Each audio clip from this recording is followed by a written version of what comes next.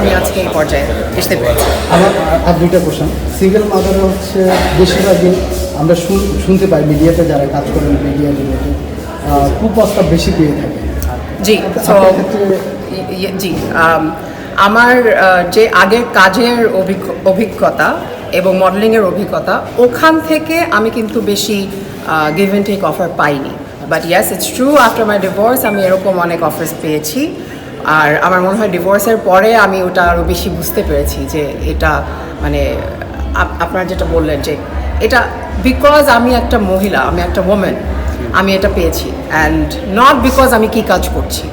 তো এটা কিন্তু মানে এমনি ইন ডেইলি লাইফ আমাদেরকে এটা নিয়ে ফাইট করতে হয়। সর্বশেষ আপনি তো আপনার জায়গায় সাকসেস, যেহেতু আপনার ডিভোর্স হয়ে গেছে, ভাইয়ের উদ্দেশ্যে কি বলতে চান? আজকে সাকসেস হয়ে মিডিয়ার সামনে কথা বলতেছেন, ওনাকে নিয়ে কি বলতেছেন?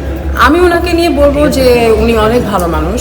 আমাদের মধ্যে যে বিয়েটা টিকে নিয়ে এটা খুবই স্যাড, বাট উনি ভালো, উনি আমার বাচ্চার বাবা অ্যান্ড আমি ওনাকে সবসময় ওই সম্মানটা দিই।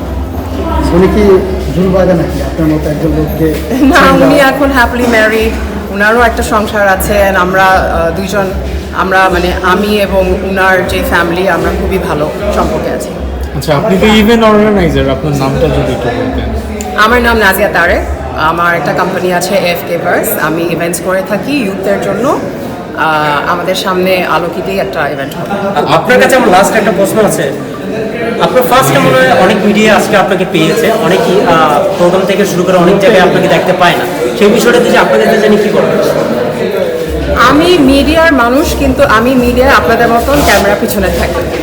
আমি মিডিয়া করি, মানে আমি যে ইভেন্ট করি, আমি করি অন্য মানুষদেরকে দাওয়াত দিয়ে ওখানে যারা আমার এসে ওরা অভিজ্ঞতা পেতে পারে। সো আমি ক্যামেরার সামনের মানুষ না হয়ে আমি ক্যামেরার পিছনের মানুষের হতেই আমি পছন্দ করি। Thank thank you.